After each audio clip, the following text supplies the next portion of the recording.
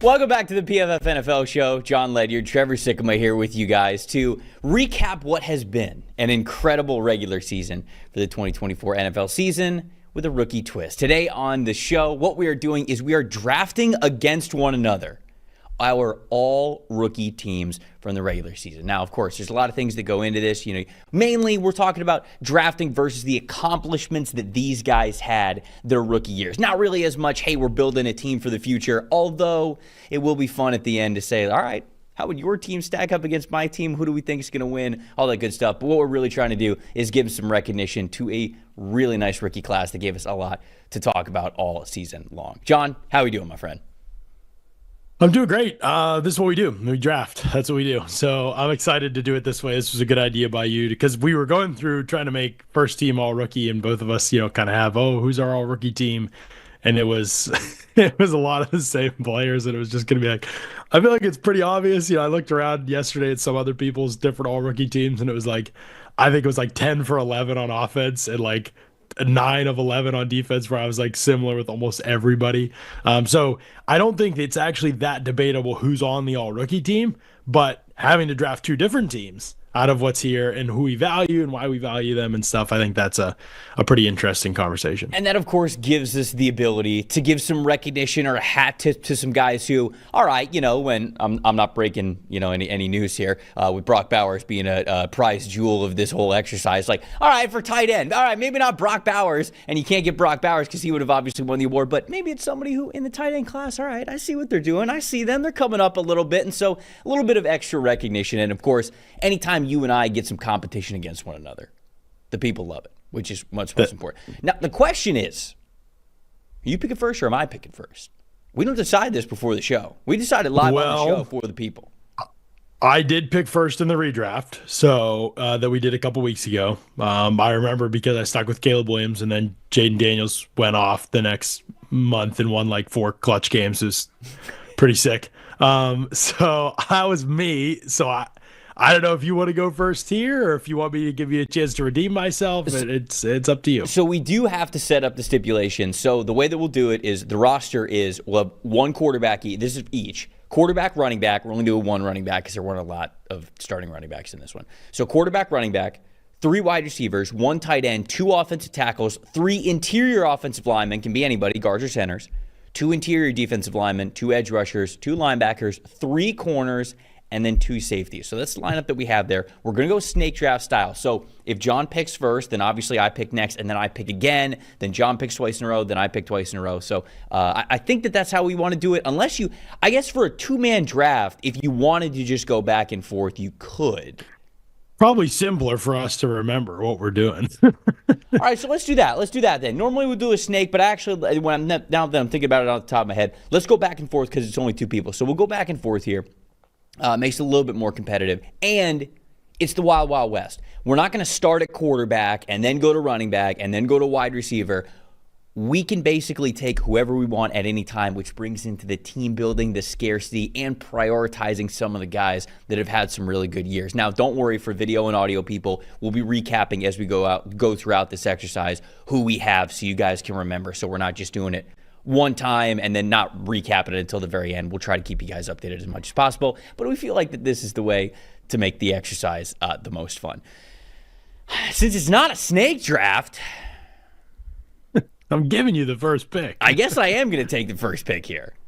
And if go for it, fine. All right, if I'm taking the first pick, then I am without question. No doubt taking about Bucky it. Irving. 100%. Don't say picks. Don't be tipping picks out here.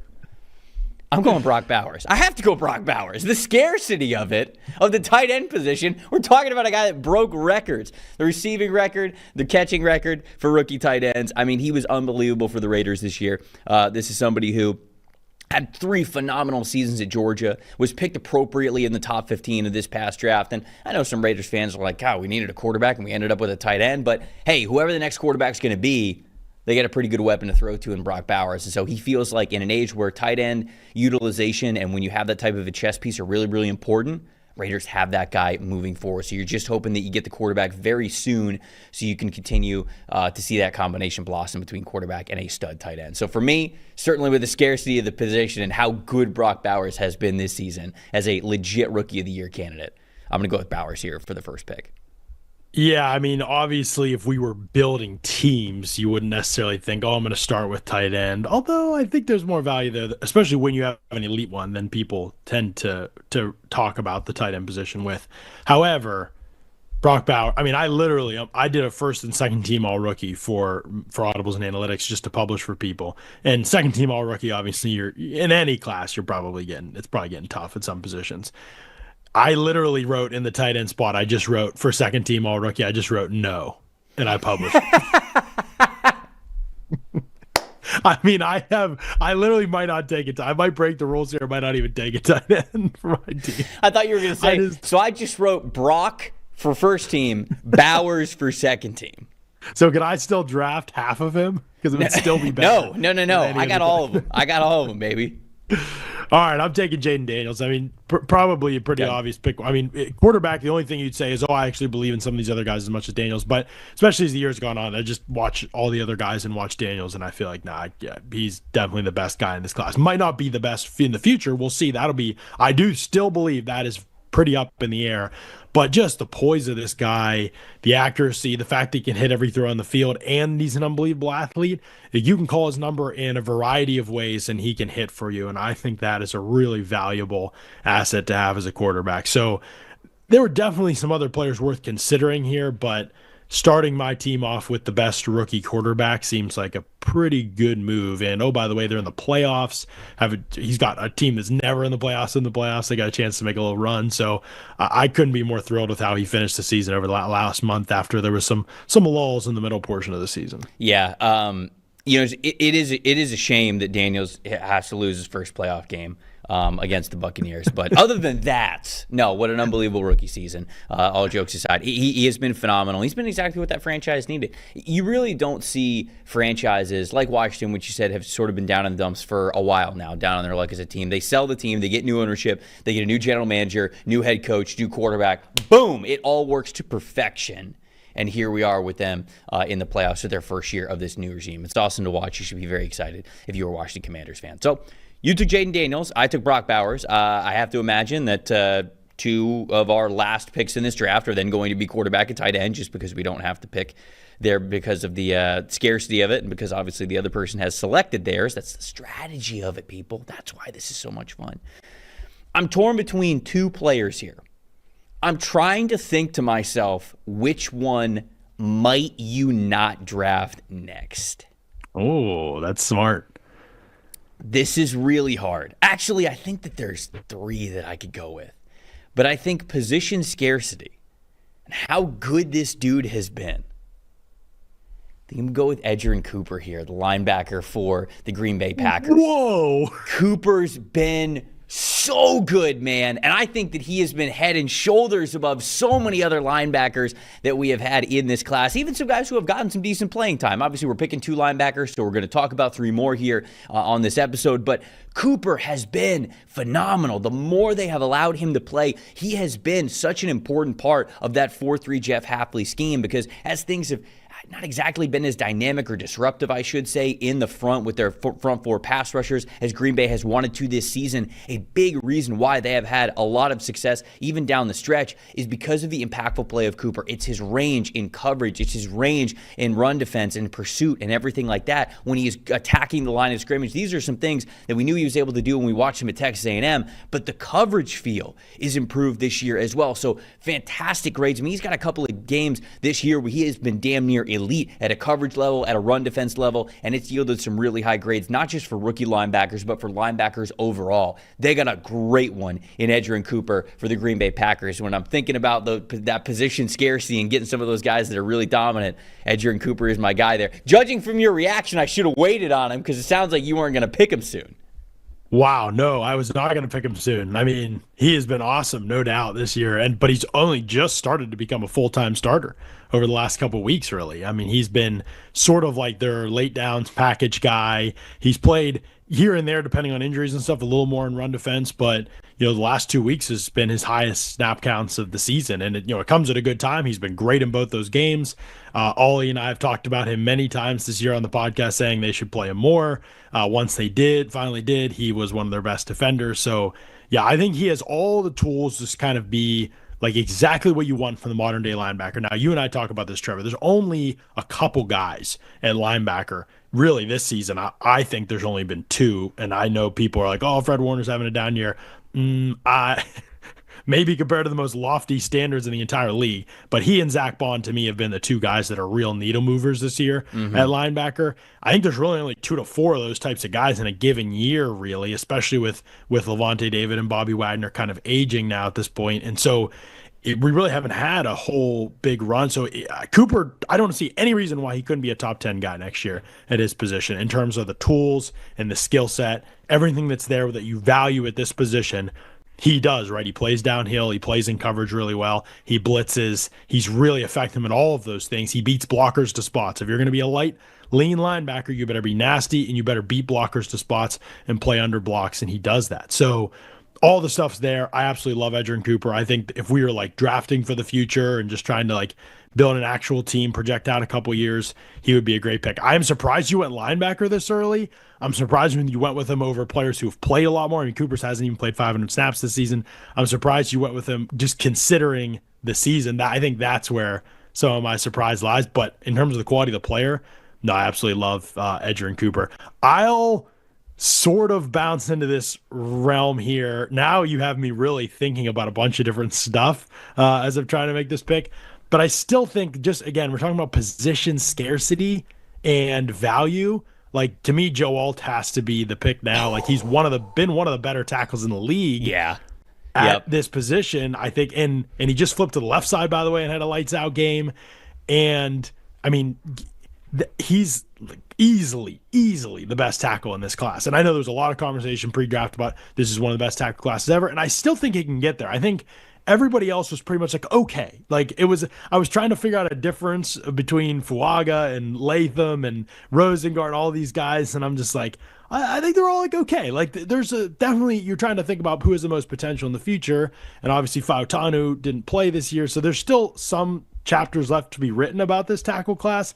But right now, Joe Alt is undisputed the best guy in the class. So I'm going to take him with this pick, even though there's a bunch of directions I could have gone that made sense. Yeah, no, Alt was that other player who I was really deciding between. And like I said, there's kind of 3 that I'm thinking of, one that I still have on the board that I think I'm going to pick here against you. But Joe Alt has been phenomenal, like you said. And there are a couple of, at least offensive tackles that you mentioned, who have played, and we'll get to them. Obviously, we're going to be picking 4 of these guys, so we'll talk about them a little bit more. But overall, he's been phenomenal. I mean, he has been exactly what the Chargers have wanted and needed him to be, selecting him as high as they did, picking him over guys like a Malik Neighbors or somebody who could have been a little bit more potent in that offense. And they're saying, no, when we are stout up front, that is what matters most. And they were certainly able to get a player like that in Joe Alt, which was great to watch.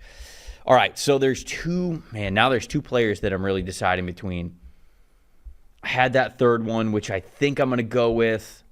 Man, but there's one who is very there's really only 2 more players in this draft that I really want to come away with. And unfortunately, I think you're going to pick the one that I'm not at the turn here with your next pick. I've got to go with Jared Verse, though, because this is the player who I think is going to win Defensive Rookie of the Year. I think he has got the best case. We have talked about him multiple times here on this show. The way that he was able to hit the ground running in the NFL and win with power and explosiveness, it just doesn't happen very often. There's not a lot of guys that can go from college to the NFL and just say, yep, I'm going to win with speed to power, and I'm going to win with that explosiveness and that power profile, because it often takes, even for the guys who win with power very well, it often takes an adjustment period because the NFL is guys who have been doing this a lot longer. They have better technique. They're stronger. They're bigger. The talent level is just higher overall. And Verse just got to work and immediately hit the ground running when he got into the NFL. So you and I have talked about the missed tackles. His stats should be even better, but the disruption, the total pressures, even the sacks from him, which are a little bit lower than they could have been, and the backfield production, he is always in the backfield. And it's been a phenomenal year for Jared Verse. So I feel like at this pick, I had to come away with a guy who I think is going to win Defensive Rookie of the Year. He's had such a good, dominant kind of rookie season in terms of the physicality of it, like more so than the actual physical, like the production that's on the stat sheet. But just when you watch him play, like how is a rookie like bodying people like this? It's shocking to watch at times. I do think there's a real conversation to be had about moving forward. Is Verse going to be better than Chop Robinson and Laiatu Latu? Because of the way that he plays, and I just wonder if there's more versatility. Is there another layer to his game that he hasn't showed yet in terms of how he wins? Because I do think, even as this season went on, you saw blockers kind of get used to how he played and adjust to his game a little bit, and he was a little bit easier to slow down even as the season went on. He's still disruptive. He's still a good player. The pressure numbers were still there, but he hasn't had a sack since week 10, and sacks are certainly not everything. But I do think a lot of his pressures that get charted are he knocks a guy back and condenses the space to the quarterback. So technically, it's a pressure in terms of proximity to the quarterback, but it's not the same as when you're on the other side of a blocker pressuring the quarterback in terms of its impact on the play. And that's where watching the tape, you do as much as you can with that, obviously, but that's where watching the tape differentiates, right? Some of these pressure numbers that we see, 77 pressures, great number, one of the best numbers in the league. Okay, well, Yaya Diaby's kind of like this too, in that like a lot of pressure numbers because he condenses that space a ton, but he's not in a super threatening position to the quarterback. And I think when you watch Verse, you see a lot of really good pressures. Is he always in the most threatening position to the quarterback? Sometimes there's been games where he's totally overwhelmed the opponent that he's faced, and other times that's not quite the nature of how his pressures are happening. So I think his game is like surefire starter, really good player, incredibly high floor. Is he going to be like this level dominant where we think of him this year? I mean, he's in the consideration for All-Pro. Like, will we think of him like that in the future as players adjust to his game unless he adds more tricks to the bag? That's what I'm anxious to see with him, but still a good pick. Definitely a player that I had on my short list here. I was very strongly considering him, drafting him with my next pick. I'm going to go Brian Thomas here at this next pick. There's a lot of wide receivers, but part of this is just I want to also make sure we're honoring the players who've had the best seasons, because this is we're building these teams, but we're also like looking at it from the lens of, okay, who is actually amazing this season? We're not necessarily building it out for the future. We're looking at it based off who was great this season. And he was just amazing in a dumpster fire of a situation with rotations at quarterback. I think he got better as the year went on, even as the situation got worse and the quarterback play got worse.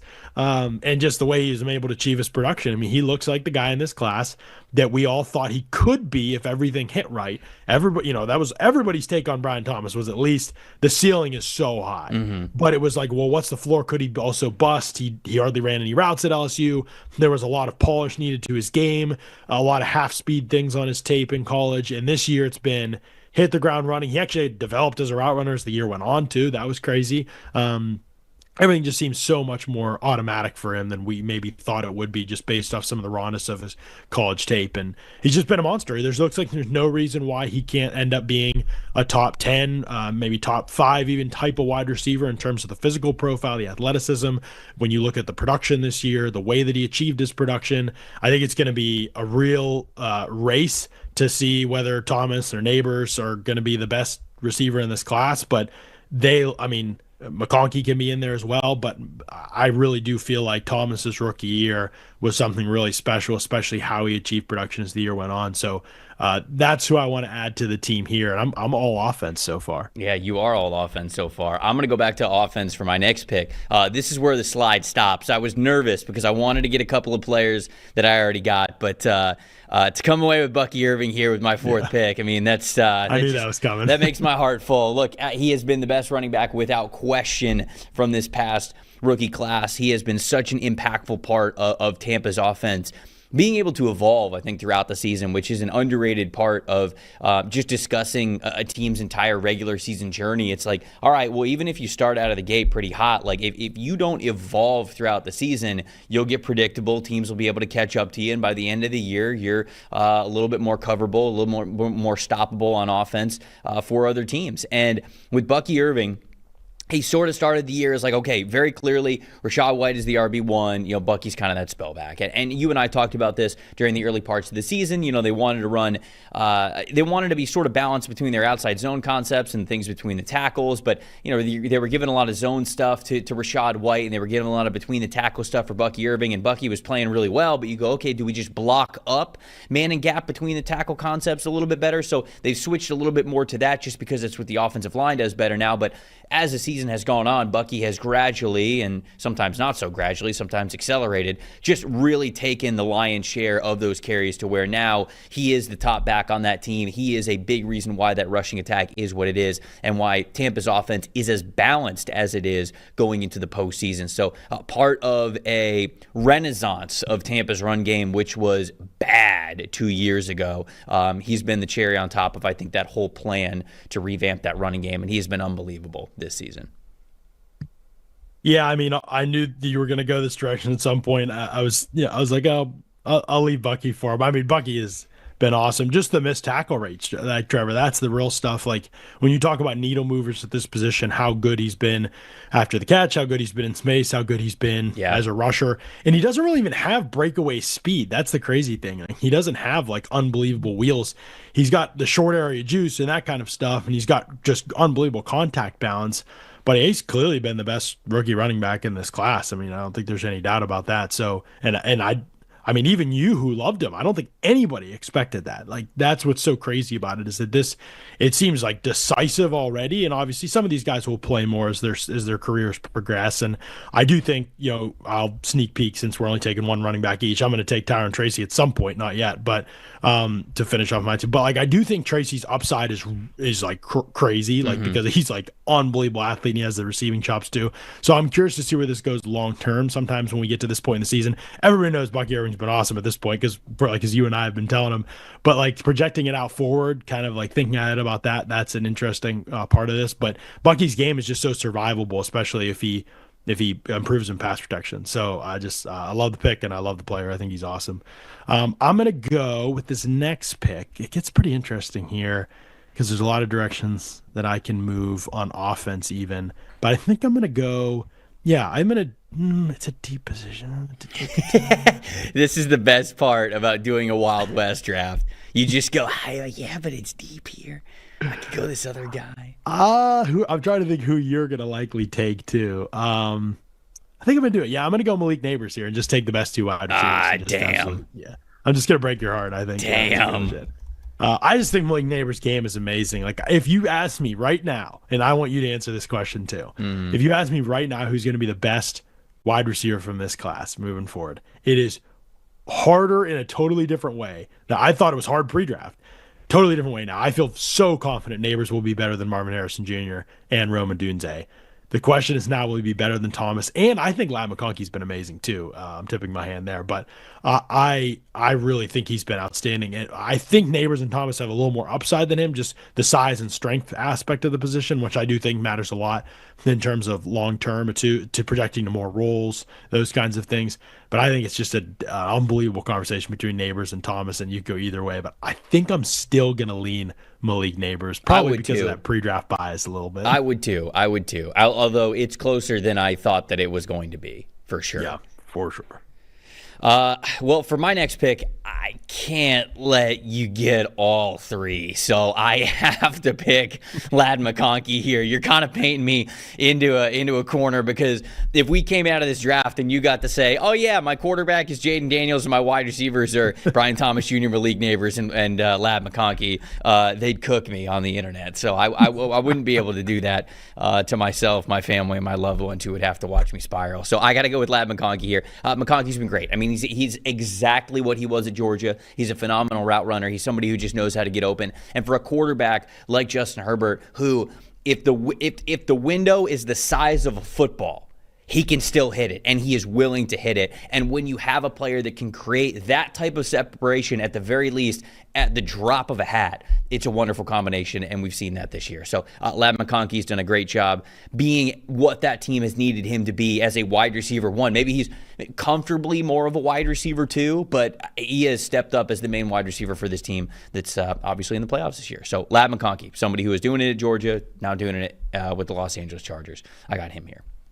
That is the real question. Like, can Ladd McConkey be somebody that you run your offense through? He would have to be, like, I don't think he can be, and I don't know that he'll ever enter the tier one group, which I think Neighbors and Thomas have a shot at. Mm-hmm. But he might lead the tier two group his entire career.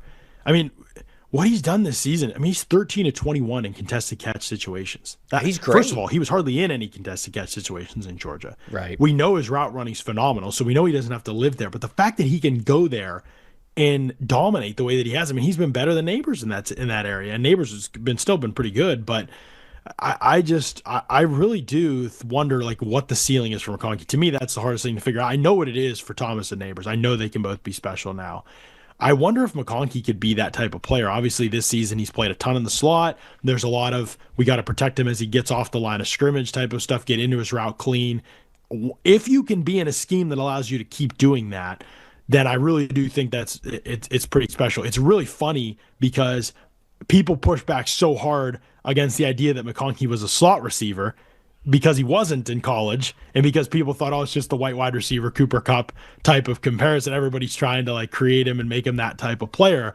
And Ollie and I it was funny talking pre-draft. We're like, we do agree with that sentiment, but I think McConkey might be a slot receiver in the NFL. Like, even given how he was in college, right? It just felt like he was more that type of player. That's how he won. And in the NFL, that's really what it's been so far. Over 70% of his snaps are coming from the slot, just 29% out wide this season. So, can he improve as a blocker in that capacity? I think that's important. And then, how much does his game expand from this point on? Is he able to do more stuff outside the numbers? We've seen a little increase as the end of the year has come with his usage in that way. And I think he's a little more dependent on the creativity of his offensive coordinator to be able to be a focal point. But if he gets that, I think he might be even better in those situations than other guys would be, just because of his consistency and how his specific skill set fits to the type of role that a team might envision for him. So it's a nuanced conversation, but he has been just utterly fantastic, and I think even better in some ways than what he showed on his Georgia tape, or at least he's been able to show more,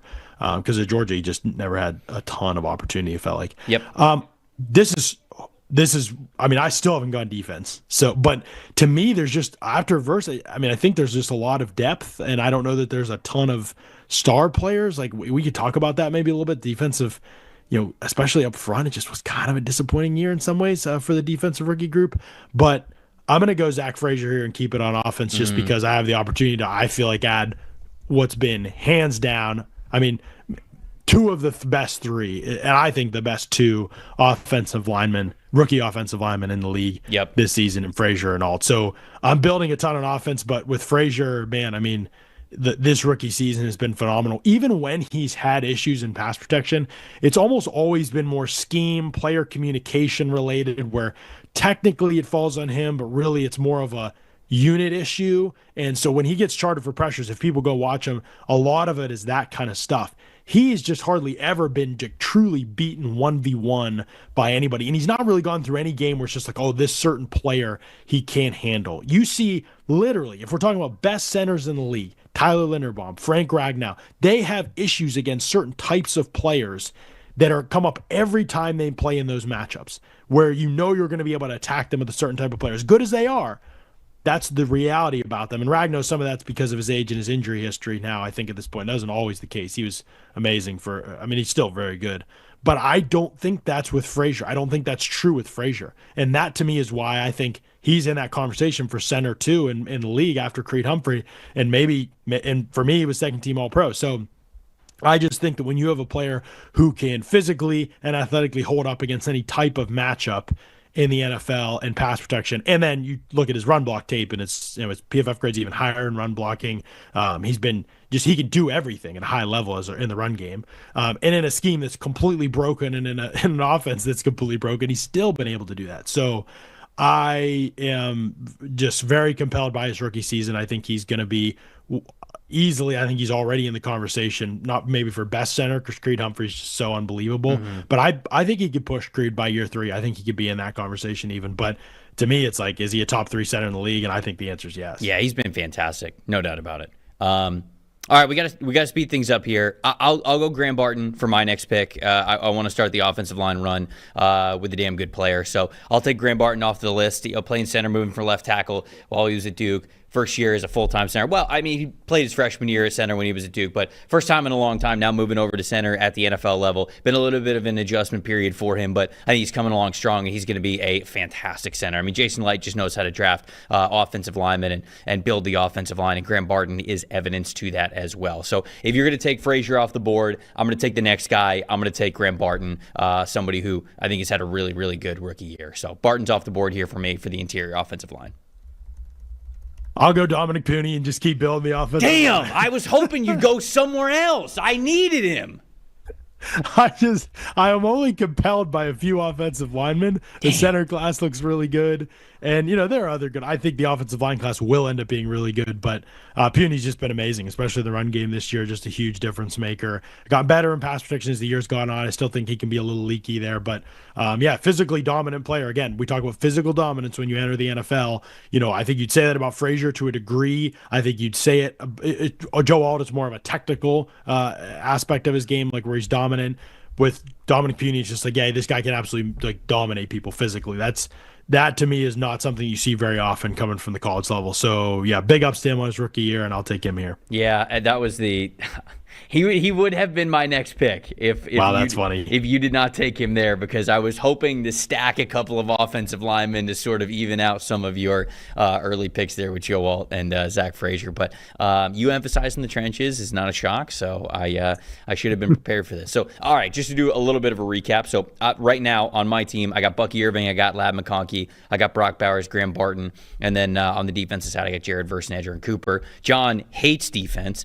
And he has Jaden Daniels, Brian Thomas Jr., Malik Neighbors, Joe Alt, Zach Frazier, and Dominic Pooney. So I guess I gotta stick with defense and try to get the upper hand on you here with defensive players. I'm gonna go Tavondre Sweat for interior defensive lineman. I think that Sweat has been the best and most productive interior defensive lineman that we've had this season. There's a couple of other guys to choose from, but when you look at the players that have played a ton, I think he has been the most impactful of the group. And so to be able to get him, it's a little bit of a position scarcity thing. I was worried about Tavondre Sweat coming into the NFL. I wondered if he would have the conditioning of, okay, like, oh, wow, he's 400 pounds. Like, that's crazy. Obviously, he's got that nimble feet, and he moves pretty quickly for a guy who's 400 pounds. But I was really worried about that conditioning, and he seems to have that under control. He seems to be very focused. Him next to Jeffrey Simmons has been a really good 1-2 punch. So I think he has been the clear best defensive tackle in this class so far this rookie season. So I'll go with Sweat here.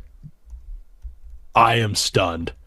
I didn't see that coming at all. I have him like listed here, but but what about the pass rush impact, Trevor? Like, does that bother you? Like 23 pressures this year. He just hasn't been a consistent threat. Yeah, obviously, but like there's really like only one other player at defensive tackle that I really consider as like a pass rusher type of a player. I'm doing this kind of as a position scarcity, because after Tavondre Sweat, I just don't think there's a ton of. I mean, like, you're right. If I'm prioritizing guys that have had more impact this season, certainly as a pass rusher, yeah, I could have done that. But overall, I'm trying to look at my team when it's all said and done, and I'm pretty happy to have Sweat on there, because I think for an interior defensive line class that I am still excited about long-term, with guys like Byron Murphy, who was hurt a bunch, and guys like Jerzon Newton, who it's been a little bit of time for Johnny Newton to kind of like come in the starting lineup. Like, I think they're going to be fine long-term, but for this year, to me, Sweat's been the best.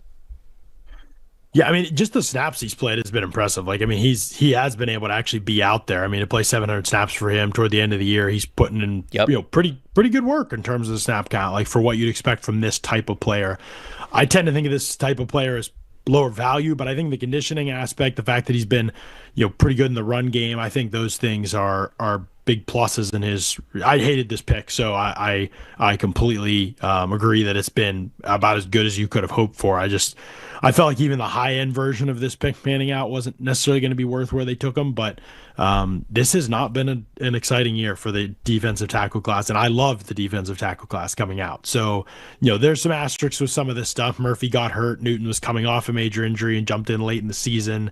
Braden Fisk has been pretty good, but Chris Jenkins, all these guys just not quite being what I hoped they would be. So hopefully year two yields better results. I still think Byron Murphy's going to be an absolute monster. I don't know if Newton can ever get back to the player he was in college from his foot, but that would be one worth watching too. Let me move this thing ahead though by going defense here as well. It's time for me finally to make that move. This is hard because I do think this position is a little bit deeper, but I just really want him because he's a good player. And so I'm going to go Quinion Mitchell here just because I think he's had an unbelievable rookie season. I think he's been clearly the best outside corner all season long in this class. I do think there's a couple of the guys that might push him eventually, but I want to go Quinion Mitchell to kick off my defensive squad here because, just can play in any coverage scheme and has executed a very complex defense this season very, very well. So easy pick for me here. Yeah, I think that he was probably the next guy off the board for me. If I was picking exactly in that spot. Again, like the positions, corners deep, there's a lot of corners to choose from. So I guess I should probably take one here with my next pick. There's a lot of corners to pick from. There are a lot of really good corners. Very good corner class. And obviously it always is kind of, not always that way, but the scheme mattering so much means that there's opportunities for other guys like Tarheeb Still to carve out roles and so on and so forth. Right. Oh, man, do I do that or do I try to get the better of you? It is Ed. Oh, it is Ed. A little bit. It's all right. I'm actually going to round out defensive tackle then. Again, like I know I'm picking like guys who haven't had as much impact as other players, but I'm looking at what could be my defensive line here for defensive or just like rookie of the year honors, and I'm happy with this. I'm going to go with Braden Fisk here. I think that going back to sort of your pass rush argument of defensive tackles, to me, this is very clearly the best 1-2 defensive tackles that we have had from the rookie class this season. Even with Fisk having a lower pass rush win percentage, I think it's right around like 9.5%. He does have the most sacks. Like you said, sacks aren't everything, but he's got 8.5. He's got a decent amount of pressures, and he's just a player that I think if you're taking another defensive tackle here, it's Fisk. And I think it gets pretty scarce after this. So I think I'm going to be happy looking at my defensive line when it's all said and done. So I'll pair Tavondre Sweat with Braden Fisk, who are my top two interior defensive linemen here for this exercise. My bold take, I don't know if this is a bold take or not, Trevor, but because it's only been a year since nobody had Fisk, Sweat 1-2 in the defensive tackle class. I just think this defensive tackle class moving forward, I know that's not what we're doing, but just adding that part of the analysis, I think the order of how good these guys is going to look vastly different down there. I think this might be the position that changes the most in terms of who we consider the top guys from this class. Because as good as Fisk and Sweat have been this year, I think when you watch them, you say, these are good players. Are they ever going to be like our lead guy, our lead dog up front? Are they going to be more like part of the equation, the early down stuff with Sweat? Fisk, there's just a lot of inconsistency. He's very like he was in college. Like he can make great penetrating plays. He's really developed as a pass rusher really well. Not all the details are there yet when maybe they get there, but I think we're going to see that change. But for this year, I mean, those two have been the best in what's been a pretty quietly disappointing year for that part of things. Okay, the only other guy I have that's highlighted in green is not the most shallow position, so I'm questioning whether I want to go there just because of positional scarcity or if I want to go in another direction. So I think I'm going to go in another direction for now. I'm going to go Chop Robinson. Ooh, okay. I wondered who would take I wondered who was going to take the next edge rusher because that basically just leans into the other player taking the other one.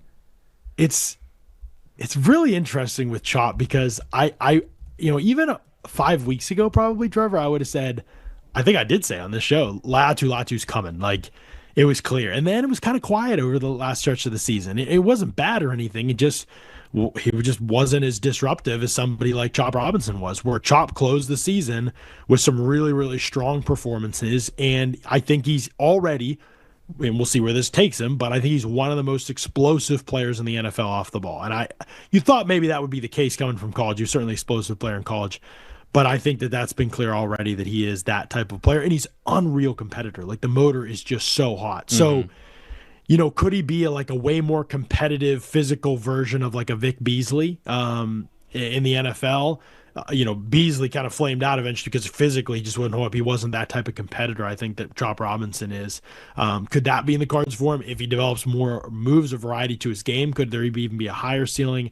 I just really like his game, and I'm not sure that I'd say he's going to be the best player out of the group. If him versus and Latu, I still think it's a pretty good conversation. But I think for right now, he's definitely the guy that I should pick based on this past season. Yeah, so I'll go with the other one then. I'll go with Leatu Latu here to round out my edge rushers. So I'll try to set up a little blockade here for you, not knowing really who you're going to take at edge rusher next. And since I got Verse and Latu here, and I think Latu still got the deeper pass rush bag. I think that it's sort of reading out how we had these guys in the scouting reports. Like Chop Robinson's really able to win with that athleticism. Is he able to continue to win with that as he goes into his sophomore and third year in the league?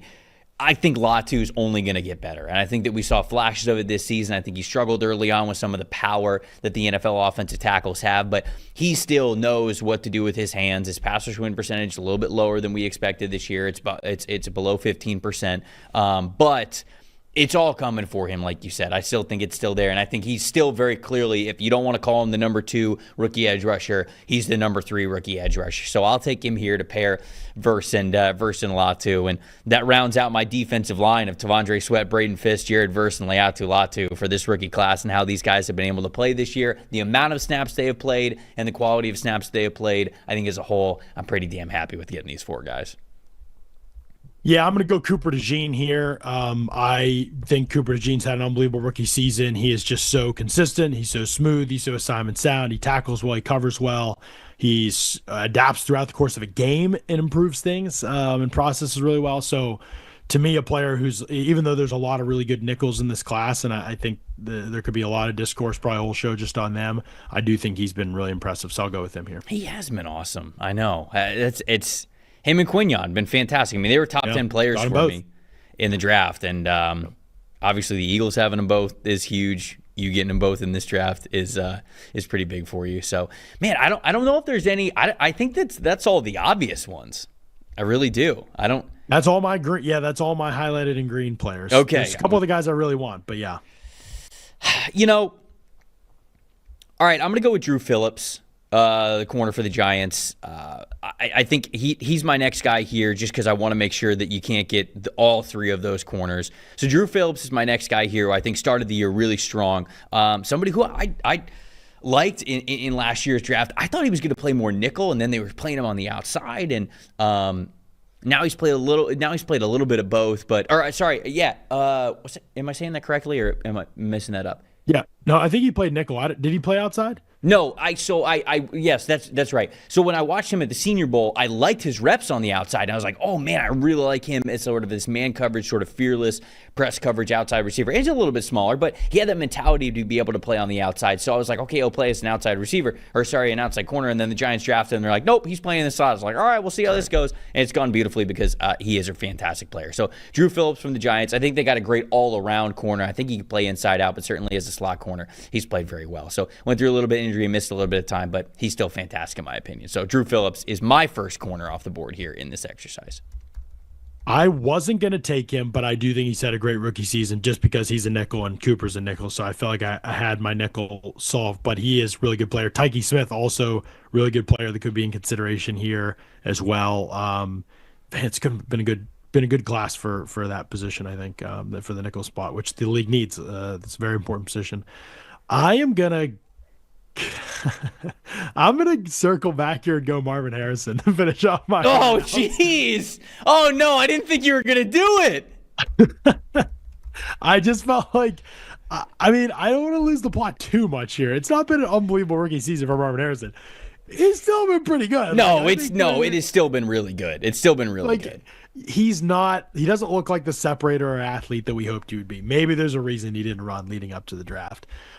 Maybe that's one of the all-time pre-draft moves, in fact, when we look back in history, is the fact that this guy didn't test, so we couldn't realize that he wasn't everything that we ball blindly accepted that he was.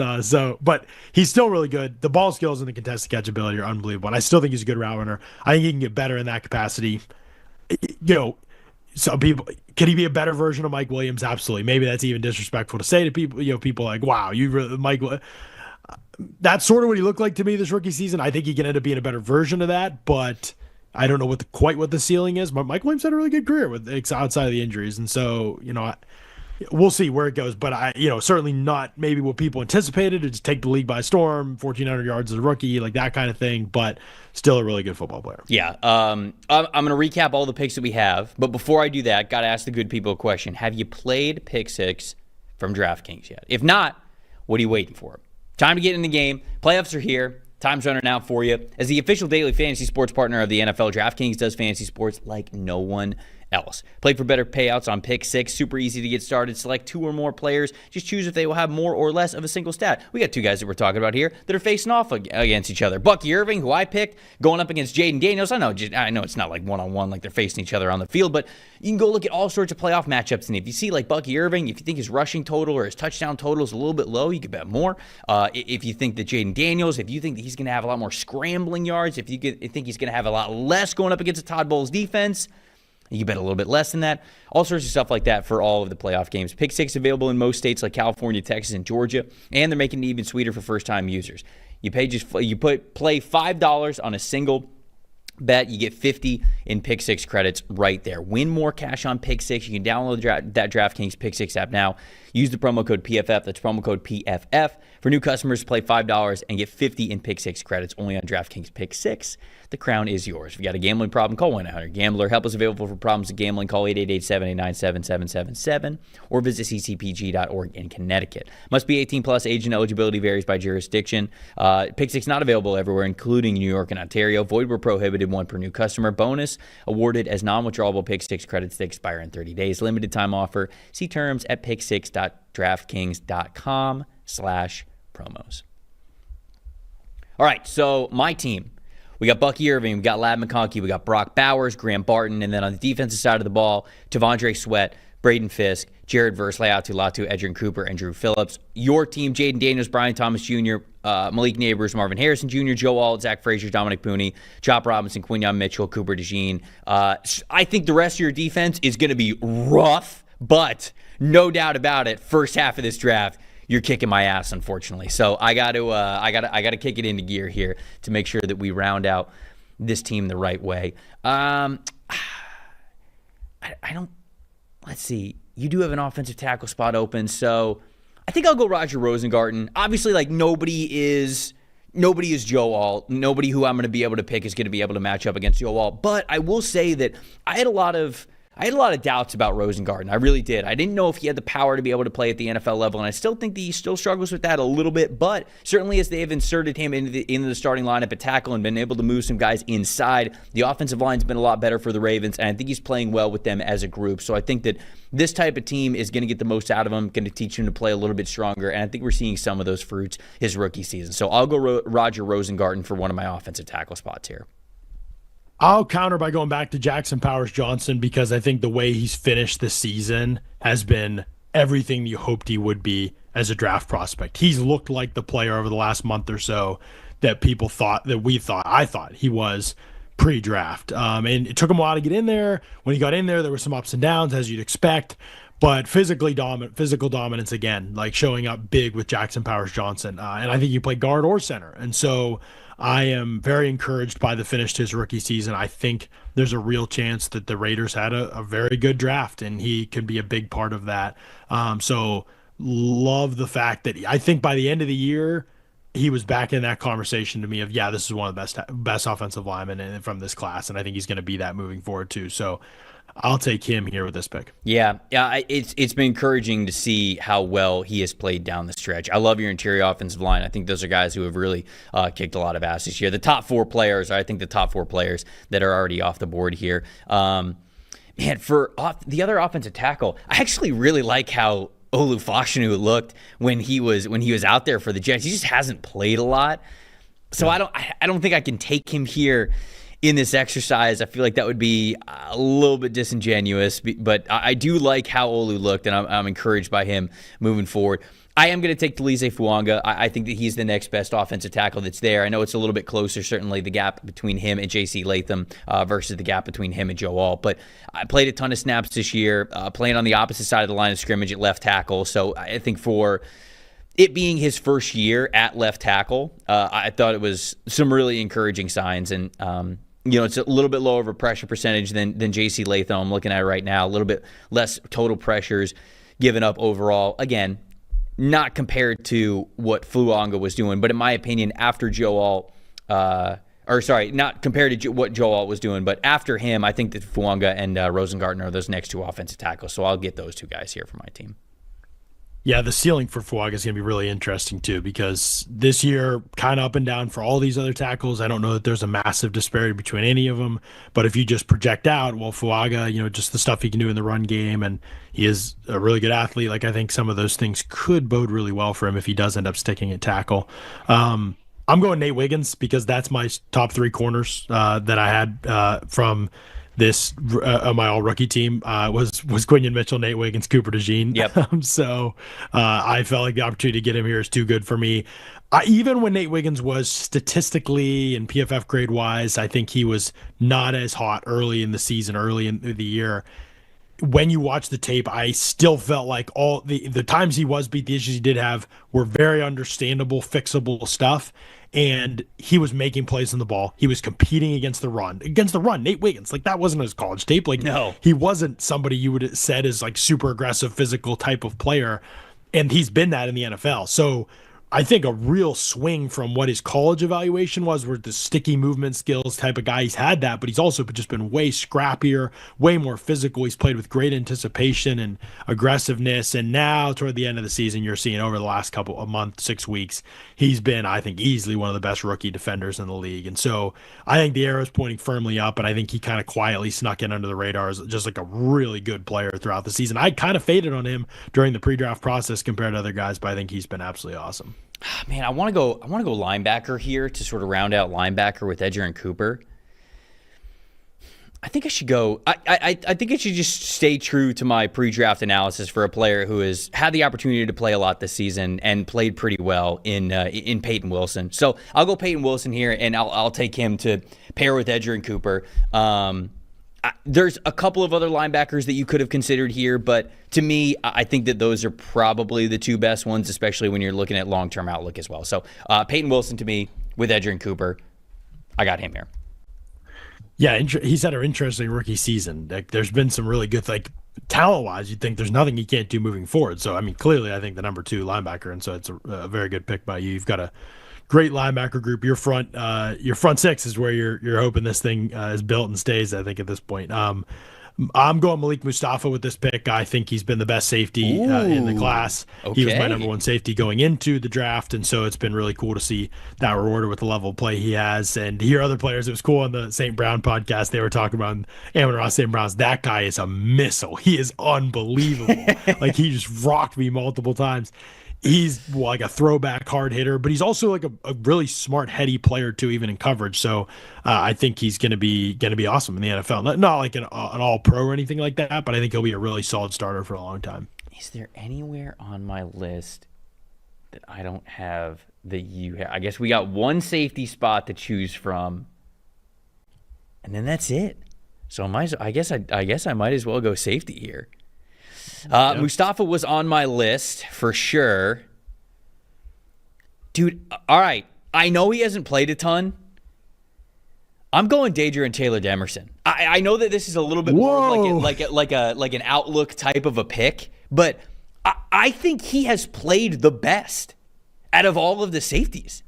I think he has played fantastic, and I really liked him when he was coming out. I think he is a do-everything type of a player. I think he's excellent, and he's very good at run defense. I think he's very smart in coverage. I think you play him in a lot of different shells. You could leave him as a single high safety if you wanted to, but when he can keep his eyes on the quarterback and play in robber roles, I love that as well. Wasn't as productive as a pass rusher this year, but you go back to his tape when he was at Texas Tech, and there was 1 year there where he was a great pass rusher when they utilized him a lot in those situations. So he has played a lot less snaps snaps than these guys. And I suppose I'm not really taking the spirit of the exercise into account as much as I need to here, but I wanted to come away with DTD because I think that he could be the best safety in this class. I really do. He actually really has been good. I know. He really has been good. So I mean, I don't even begrudge you the pick, but yeah, 200 and what is it? 200. He just has not played a lot, but I've just been so encouraged by how he has played. Yeah, how he has played, no doubt. Like he has been good. I don't know if enough people even know who he is, but Cardinals safety Dadrian Taylor-Emerson. And by the way, it's funny that he hasn't played more because they kind of could have used more impact players, I feel like, in some ways. Okay, this is getting tricky now for me. I am going to go Byron Murphy. I know it wasn't an unbelievable year statistically, but I still think he's a really good player. Early in the year, I would say what he did before he got injured was better than any other defensive tackle in this class, the way he was playing early in the year. Then he got injured and it fell off some, and he didn't get back to where he was at sort of as the year went on. But I think the tape from the first couple weeks of the season until that injury, whenever it was, I forget what week, was the best defensive tackle tape of anybody in the class this season. So I'm putting my stock in that, and in a bad defensive tackle. I don't think it's going to be a bad class, but in a bad rookie season for defensive tackle, I'm going to go with him here. Who do I go with my other safety? I gotta just round out safety here so we can knock out the rest, and we don't really have any other competition. It's kind of a lot of toss-ups, I feel like. It's a ton of different toss-ups here. I actually think Del Pettis has played well for the New England Patriots. He was not really on my radar before we were doing this exercise, and I saw that he was grading out pretty well, and I was watching some of his snaps, and he'll play at the second level, and he's a pretty good tackler, but he has played well. He's barely played, but 341 snaps. But Evan Williams obviously started the year really hot. Yeah.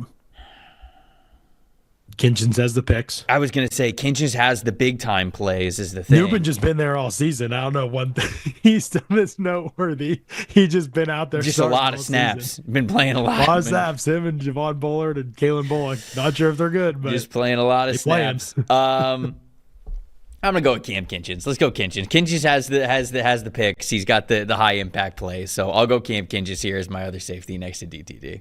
What a weird safety class of the rookies. I mean, just like all these dudes have played after nobody was supposed to be good from this class. And like nobody's looked like horrible.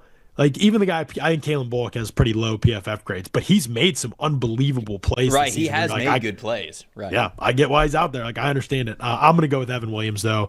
I still think if I'm projecting forward on this class, it's pretty difficult at safety. I would think he and Mustafa, they were my first team all rookie, or my all rookie team was Mustafa and Williams. So I ended up with my starting five from my all rookie team, 5 players in the secondary. I think Williams, the run defense stuff was really encouraging to me. There are some aspects of his game that need to be cleaned up, but I think it's all processing stuff. I think he's a really good athlete. He's very physical. He has ball skills and range. He's shown some stuff in man coverage already. So if I'm guessing on ceiling, who becomes the most versatile of the true safeties in the class, it's probably him, but it's really is kind of a toss-up in this class. I don't feel super strongly about it. All right, so we don't have any other positions now that overlap, so I feel like I can just fill out my team, and then you could fill out your team, and then we could sort of just like briefly talk about the players that we're picking. Does that work for you?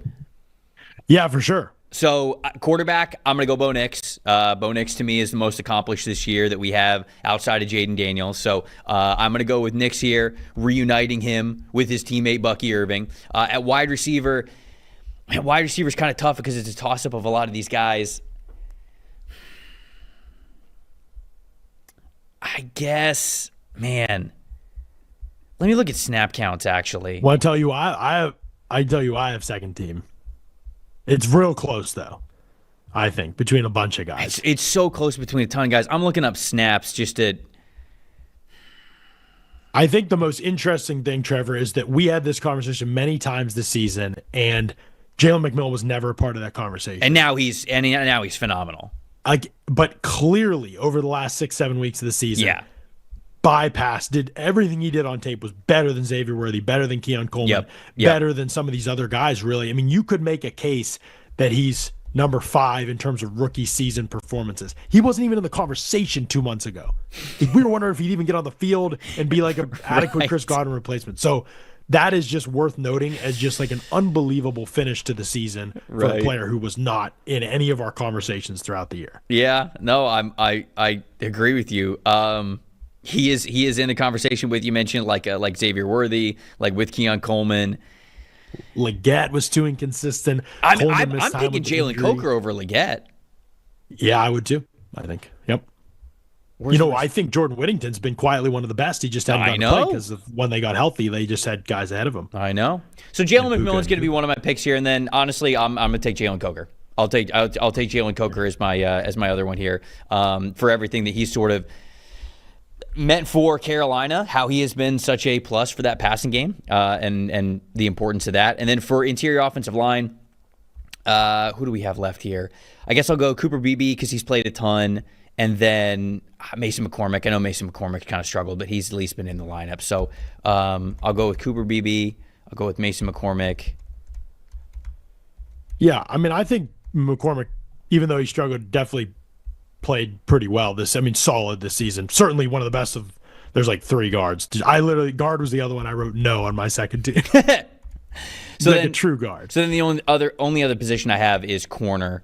Tarheeb still is going to be one of them for me, and then I'll go Mike Sanders still with the other one. And Mike's been a little bit up and down. He started really hot. He's been a little bit up and down, but like they got the dude playing everywhere, and he's a smaller corner who's playing on the outside. But I think he has held up more than fine. So it feels weird not having Tyke Smith on here, but it was sort of between him and Drew Phillips. I went with Drew Phillips. So my other corners, I got Tarheeb still and Mike Sanders still. Who's rounding out your team? And then we'll list off both the teams here.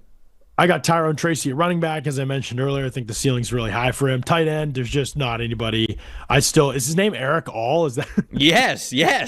It's his name. He Eric got hurt All. and he only played part of the year. At least he would block. Everything else is brutal. I'm just not interested in anybody else from this class right now. J.C. Latham as my right tackle. I think it was very close between him and a bunch of guys. I mean, you could go for Shanu there for sure. Even Mims had his moments this year where he looked good. Like, I'm really gonna have to get into the tape to see like who I actually like the most out of Latham, Fuaga, Mims, and just everybody, I guess, from that rookie class at tackle, outside of Alt. On the defensive side, I'm going to go with Jonah Ellis as my other edge rusher. Part of the Broncos machine as pass rush group, but he's got real cornering ability. Like some of the things he showed, just looks like a situational rusher. Perfect spot for him in Denver. They've developed those guys beautifully. I think he can develop there as well. I'll go Johnny Newton for my other defensive tackle spot. Not ready to quit. Also, there's no other option. Yep. He's been okay as a rusher this year. Like, he's had his moments. It just hasn't been the same player that he was in college. And I hope he can get back to that because that player was awesome. But typically when you had those lower body injuries and you don't come back that way right away, it's maybe it happens, but we'll see. And then for linebacker, I haven't taken anybody yet. I actually think Omar Spates has a chance to end up being the best linebacker from this class. He wasn't this year, probably because he didn't play enough. But if you watch like his best performances this year, I'd put him up against anybody in the rookie class. He's had some unbelievable performances, and he was great in the preseason when he played. So I actually think he's kind of a quiet sleeper. And I mean, if you didn't care about snaps, I think he could edge Peyton Wilson for a second spot with how he's played in some games this season. But Wilson just played, I think, a lot more, if I'm remembering right. And then I'll go with Tyrese Knight from Seattle. He hasn't been amazing, but he has brought like some quiet stability to the linebacker position for Seattle, which was like in desperate need of somebody who could just play all 3 downs. And he's definitely helped stabilize them. He's not perfect. I don't know that he's even going to be long-term a starter, a desirable starter in the NFL. But I do think he's be the next best option out of, he's played 550 snaps. Almost all those have come since week 11 when they made some of the changes at linebacker, and it's been him and Ernest Jones. And I think he's been very solid in that capacity this season. So I'll go with him for my other spot. All right, there we go. So these are the teams. Quarterback, I got Bo Nix. Running back, Bucky Irving. Wide receivers, Lab McConkey, Jalen McMillan, Jalen Coker. Tight end, I got Brock Bowers. Offensive tackle, Roger Rosengarten and Talize Fuanga. Interior offensive lineman, Graham Barton, Cooper Beebe, Mason McCormick. Defensive tackle, Tavondre Sweat and Braden Fisk. Edge rushers, Jared Verse and Leatu Latu. Linebackers, Edgerrin Cooper and Peyton Wilson. Cornerbacks, Drew Phillips, Tarheeb Still, and Mike Sanders Still. And then safety, Dadrion Taylor-Demerson and Cam Kinchins. John had Jaden Daniels at quarterback, Tyrone Tracy at running back. 3 wide receivers, Brian Thomas Jr., Malik Neighbors, Marvin Harrison Jr., tight end Eric All, offensive tackle Joe Alt, and J.C. Latham. Interior offensive lineman, Zach Frazier, Dominic Pooney, Jackson Powers Johnson. Defensive side of things, You had Byron Murphy the second, Jer'Zhan Newton as your defensive tackles, Chop Robinson and Jonah Ellis as the edge rushers, linebacker Omar Speights and Tyrese Knight, cornerbacks Queen Mitchell, Cooper DeJean, and Nate Wiggins, and then safeties Malik Mustafa and Evan Williams. I think my floor is a lot higher than yours, but you got the star power on me. You got to think a lot of the names that we're going to consider for the offensive and defensive rookie of the year. But buddy, this was a lot of fun. I enjoyed getting to highlight more of the rookie class than just the guys that we're obviously going to name as first team. So this was a lot of fun. Yeah. Definitely a good way to do this. Interesting also, just to note before we wrap up, that other than quarterback, which we can only pick two in this, the highest drafted player in the real draft that we did not select was Rome Odunze. And I would have had Rome Odunze as one of the top 6 receivers in the class. You went with Coker instead. Obviously, big difference in snap disparity. Coker has been awesome. But that's interesting, Trevor, at least. I mean, Olu Fashanu was in there because he didn't play enough, so like we didn't draft him. But other than that, it's everybody in the top all the way up to Dallas Turner at 17 was taken for one of those teams. So Dallas Turner, Rome Odunze, if we're looking at it from the other lens, which we tend to stay pretty positive on this pod, but if you're looking at it from the other lens, I think it's interesting that those guys didn't make the cut, and it will be big second years for them. I do think Odunze is still a good player, but maybe the ceiling isn't what I once hoped it would be. And Turner's probably the only player from the top 20 in this class, that you're like, oh man, like, it doesn't look like that's pretty good for a class like really not top 20. I would say even top 23, 24 in this class, where you're like, wow, I don't know what he's going to be just yet. And they could use him too. They have 2 good edge rushers, but they could use the pass rush juice from Turner, and he just hasn't been able to give him much. So just worth throwing out those names there as guys that maybe didn't make the cut that people would have thought before the season would have. Really fun rookie year to watch all of these guys. Obviously it's not just the draft and the scouting reports and all of that. It's how they fit with their teams and what we see from them as a rookie and how they grow within their rookie contracts